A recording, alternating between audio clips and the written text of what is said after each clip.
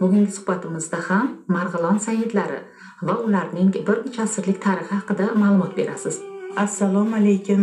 Sayyidlar to'g'risida eshitib yurgan hurmatli muxlislarimiz, bu sajarani ochish davrida yana bir ajoyib yangiliklarga ro'paro bo'ldim. Bu yangiliklar bilan sizlarni xabardor qilishga judayam oshiqdim. Burxoniddin Qilich 1230-yili O'zganga kelgan bo'lsalar, O'zgandan O'sh, Marg'ilon sayyidlari ko'payishgan bo'lsa, qarang endi 800 yildan beri bular o'sha yerda umrguzorlik qilishyapti. O'tib hayotlari o'tyapti. Sayyidlarni ham ko'payishyapti, ham foydalari tegyapti. Madaniyatga, ma'rifatga. Marg'ilon xalqi sayyidlarga qarab ish qilishadi, kiyinishadi, urf-odatlarni o'rganishadi. Chunki sayyidlarni vazifasi ham shu, xurofotga kirgizmaslik xalqni. Hakim at-Termiziyning farzandi ekanligimiz. Hakim at-Termiziy hamisha xurofotga qarshi kurashganlar. To'g'ri yo'ldan olib ketish, ilm-fanni barobar berish, xalqni sog'lom, yaxshi yashashi uchun kurashish bu oldindan qo'yilgan vazifa bo'lgan bu sayyidlarga. Shu vazifani bajarishda hamisha bular harakatda bo'lishganligini tasdiqlayapti. Ma'mur opa, siz bilan o'z qiziqishlari doirasida aloqaga kirishgan yapon olimasi Kawaharaning tadqiqotlari qanday hujjatlar asosida amalga oshirilgan? Bilasizmi, umuman yaponiyalik olima ayolning yurtimizdagi izlanishlari va ilmiy faoliyati haqida gapirganingizda bir tomondan qalbimda faxr hissi uyg'ongan bo'lsa, ikkinchi tomondan qattiq bir hijolatlik ham paydo bo'ldi-da. Yurtimizdagi shunday muqaddas go'shalar begonalar tomonidan aniqlanishi, ularning ajdodlarimiz maqbaralariga, faoliyatlariga bizdan ko'ra ko'proqmi yoki avvalroqmi ahamiyat bergani, to'g'risini aytsam, ko'ngilni biroz xijil ham qiladi. To'g'ri, bizda ham ma'lum bir izlanishlar, qiziqishlar bor, ammo bu yetarli emas ekanda. Keling, o'sha yaponlarning izlanishlarini bir ibrat sifatida bo'lsa ham batafsilroq gapirib bersangiz. Yaponlarda bu hujjatlarda birinchi bo'lib sajaralarning tarixini ochish bo'lsa, ikkinchidan vodiyda avliyolarning mozorlarini aniqlash bo'lgan. Bular qarangki, cho'lma-cho'l, dalama-dala yurib, aziz joylarda aniqlashga harakat qilishgan. Endi ko'pchilik odam mozorlarga e'tibor bermaydi. Qori domlalar nomlarini yozmaylar, tosh qo'ymaylar deyshadi. Agar belgilashmaganda mana shu biz 500 yil, 200 yil, 800 yil avvalgi avlodimizni qanday topgan bo'lardik? Mana yaponlar kelib topyapti shuni. 4 ta maqbarani topishgan. Juda ajoyib aziz odamlarning maqbaralarini topishgan. Marg'ilonda birinchilari Mozor Abdulazizxon degan odamni mozorlari. O'sha Valixon To'rani avlodi, Podshoxon To'rani avlodi Rishtonda ekan. Marg'ilondan sal nariroqda Qo'qon bilan Marg'ilon o'rtasidagi Rishtonda joylashgan bu. Mana Ibodullohxon To'rani qabrlari hech kim bilmaydi. Mana shu kishim katta buvamiz ekanlar. Ibodullohxon To'ra Bo'shim Oppoxo'jani 5-avlodilar. Oppoxojini mozor Kirgili yotadi ekan. Qirguli degan biz yoshligimizda qirga chiqib yurardik. O'sha yerda rosa gullar terardik, mozor borligini bilardik. Doim ehson qilinardi, lekin kim ekanliklarini bilmasdik. Mana yaponlar shuni Ibodullohxon To'raniki, o'sha Hindistonda tug'ilgan bu farzand Abdullohxon To'rani Ibodullohxon o'g'illarining qabrlari ekanligini aniqlashgan. Bu biz uchun uyat emasmi? Biz aniqlashimiz o'rniga yaponlar kelib 3 oy ishlagan ayol ekspeditsiyasi bilan shuncha ishni ochgan. Bular endi Ibodullohxon To'raniki. Keyin yana soy bo'yida Muhammadxon To'ra. Bu kishi Muhammadxon To'ra ham o'sha avloddanlar, o'sha Ibodullohxon avloddanlar, ularning nevaralaridan. Soy bo'yida Muhammadxon To'rani maqbaralari bor ekan. Qarang, endi albatta buni restavratsiya qilsa, buni go'zal qilib O'zbekiston turizmiga juda katta foyda keltiradi bu maqbaralar. Maqbaralarning tarixini gapirib bersangiz, ularning Hindistonda tug'ilganlari, ularning avlodi shunchalik xalqimiz uchun, yurtimiz uchun, islom sivilizatsiyasi uchun juda katta foyda keltirishgan bular. Qarang, mozor Podshoxon To'rani o'zlarining mozorlari, Ibodullohxonning o'g'illari haligi Podshoxon To'ra o'zlarining mozorlari ham xuddi shu Marg'ilonda joylashgan ekan. Sultonxon To'ra.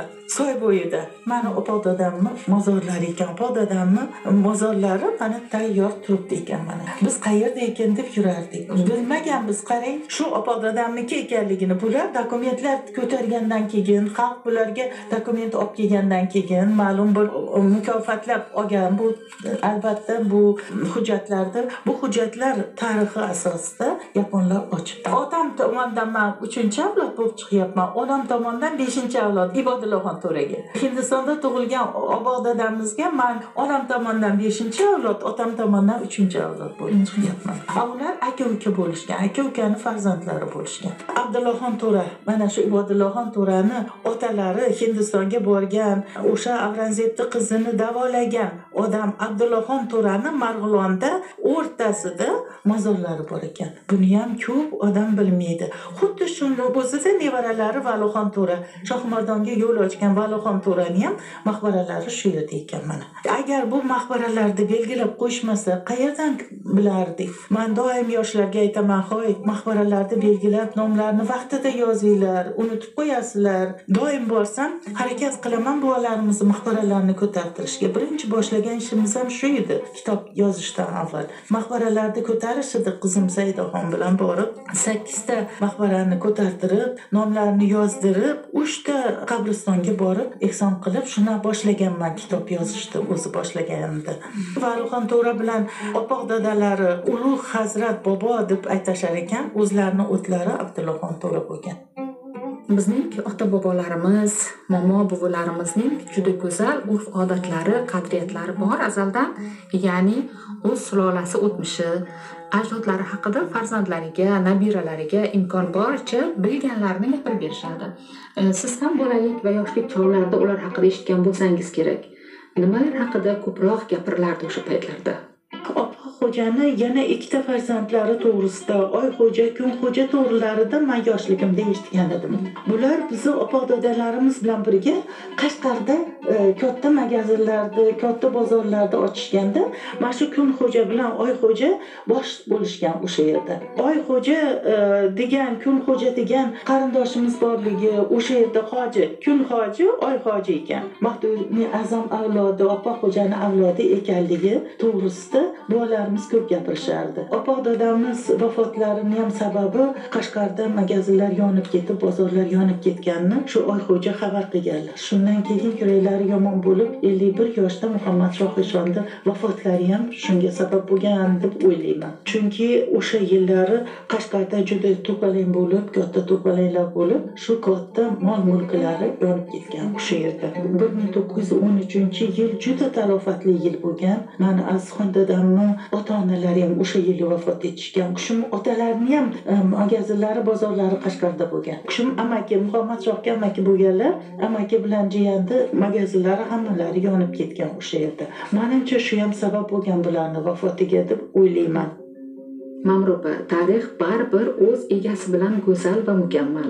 To'g'risini aytsam, yaponiyalik olimaning tadqiqotlari juda ahamiyatli bo'lsa-da, baribir o'z olimlarimiz, tadqiqotchilarimiz va mana siz kabi muhabbat bilan izlanuvchilar ishidan ustun bo'la olmasa kerak. Qolaversa, ma'lum millat yoki elatning tarixi o'zgalar tomonidan ochilganda, baribir ba'zi voqealarda chalkashlikni yoki xatolarni yuzaga kelishiga sabab bo'ladi. Ularning ishini ko'rdingiz, kuzatdingiz, xulosalaringiz qanday bo'ldi?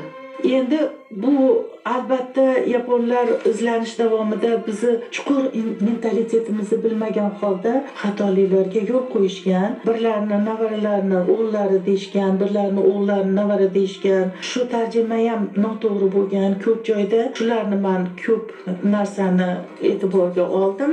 Lekin men shunga minnatdormanki, bulardan biz qilmagan ishni yapon olimlari Kawahara degan ayol qildilar shu ishni. Ularga juda ham katta rahmat.